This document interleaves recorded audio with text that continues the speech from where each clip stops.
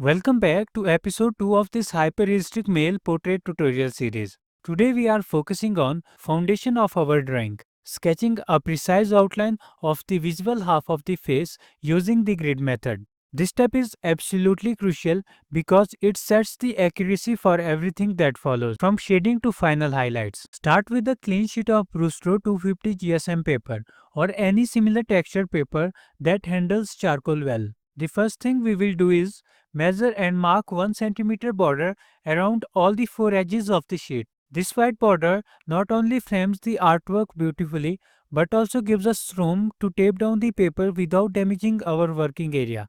Once the border is marked, apply masking tape neatly along inside edge of your marks. This will help keep the paper secure and give us the clean, crisp edge when we remove the tape at the end. Now that the border is in place, it's time to draw the grids. I'm using 5 centimeter grid system which works perfectly for large portraits like this, keeping details manageable without overwhelming the sheet. You can draw grids of any size depending on your sheet size. Using a ruler and light pressure with HP pencil, draw vertical and horizontal lines spaced exactly 5 centimeter apart. Starting from the inner edge of the masking tape, this will divide the page into equal squares, making it easier to place features accurately. Do your best to keep the lines faint and consistent. They are only guides and we will erase most of them later. With the grid drawn, we will begin sketching the outline. Starting with one of the most expressive part of the face, use the grid to locate the position of upper lid, then slowly build the shape of eye socket,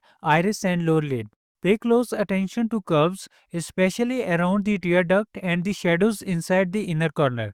At this stage, keep the shapes accurate but don't overdo details. We will refine everything with shading later. Now let's add the eyebrow. Starting with the overall block shape rather than individual hairs. Follow the same direction of the brow bone and notice where the eyebrow thickens or tapers based on your reference. Also sketch in the subtle curves of the brow ridge and upper forehead plane, as this will influence your shading in future episodes.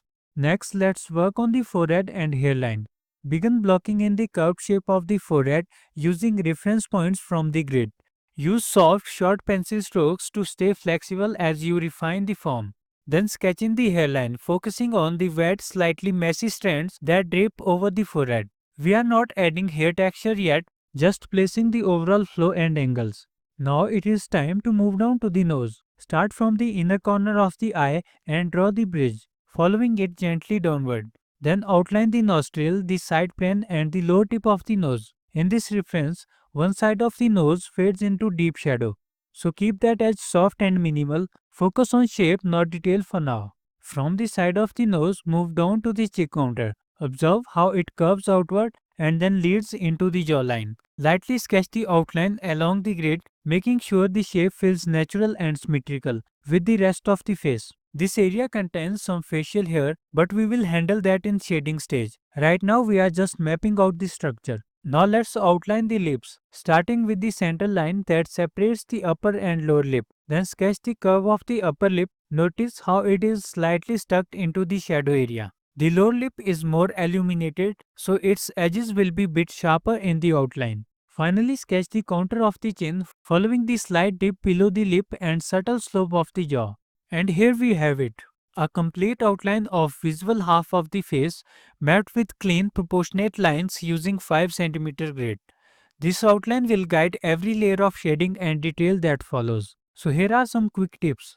Use a light hand, these lines are for guidance, not final details. Double check proportions across your grid, especially eye placement and lip alignment. Don't rush into details yet, focus on getting the foundation right. Alright, that wraps up the outline stage of our portrait. In episode 3, we will begin shading the eye and eyebrow area, adding depth, subtle texture and that sharp contrast we need for realism. If you have found this helpful, don't forget to like, subscribe and drop a comment if you have any questions about grid method or proportions. Take your time with the outline and I'll see you in the next episode.